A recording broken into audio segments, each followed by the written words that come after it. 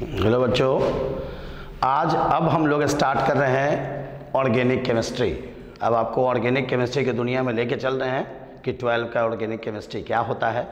Organic chemistry का वैसा branch जिसमें सिर्फ कार्बन और उसके कंपाउंड के बारे में जानना हो, उसी को ऑर्गेनिक केमिस्ट्री कहते हैं। एज ए सिंपल वे में अगर लोगे तो फिजिकल केमिस्ट्री हर एक टीचर पढ़ा सकता है, पढ़ सकता है, बच्चा भी पढ़ सकता है अपने से। इनऑर्गेनिक केमिस्ट्री भी पढ़ सकता है। ऑर्गेनिक केमिस्ट्री जितना सोचते हो उससे अलग टाइप का ऑर्गेनिक केमिस्ट्री होता है। ऑर्गेनिक केमिस्ट्री एक रेत की तरह है, जैसे हाथ में बालू आप रख लिए तो लगेगा पूरा भरा हुआ है, और जैसे जैसे मुट्ठी बांधोगे वैसे वैसे बालू तुमको साइड से निकल जाएगा, तो लगेगा हाथ खाली हो गया। मतलब जितना डेप्थ जाओगे उतना थोड़ा बहुत घचपचाहट लगेगा कि बहुत ज़्यादा डेप्थ है उसमें। तो ऐसे हम लोग स्टार्ट कर रहे हैं। आपको कहीं से कोई प्रॉब्लम होने नहीं देंगे। आपको कुछ भी प्रॉब्लम होगा तो आप हमको ज़रूर कमेंट कीजिएगा कि हाँ सर यहाँ थोड़ा सा प्रॉब्लम दिया था, थोड़ा सा एक बार और उसको बता दीजिए हमको, तो फिर से एक बार और आपको बता दिया जाएगा। अभी हम लोग आ रहे हैं ऑर्गेनिक केमिस्ट्री में फर्स्ट चैप्टर 12 का हेलोएल्केन्स एंड हेलोएरीन्स। पहले sir what is the meaning of halogen? Hello का मतलब क्या हुआ? तो हेलो का मतलब होता है हेलोजन।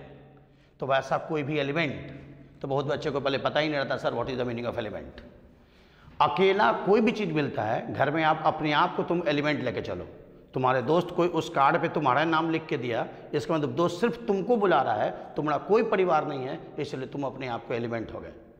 लेकिन उसी कार्ड पे आपके फादर के नाम लिख के दिया, इसका मतलब पूरे फैमिली को बताया जा रहा है, तो फादर आपके कंपाउंड हो गए।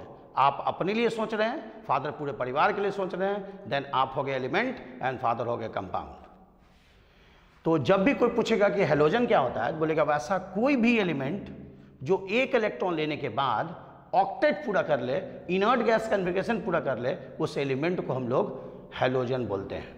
अब तेरे मन में आएगा सर हाइड्रोजन भी एक ऐसा एलिमेंट है जो एक इलेक्ट्रॉन लेने के बाद इनर्ट गैस फॉलो कर लेता है, तो वो हेलोजन काहे नहीं हुआ? सर वो भी हेलोजन की तरह बाबू एक्ट करता है, लेकिन वो पॉजिटिव एलिमेंट और निगेटिव एलिमेंट दोनों शो करता है, तो हम लोग उसमें यूज नहीं करते हैं। हम लोग हेलोजन सिर्फ यूज करते हैं नॉन मेटल वाला, निगेटिव चार्ज वाला। तो यहाँ हेलोजन मेरे पास है fluorine, chlorine, bromine, iodine, astatine. Fluorine, chlorine, bromine, iodine, astatine.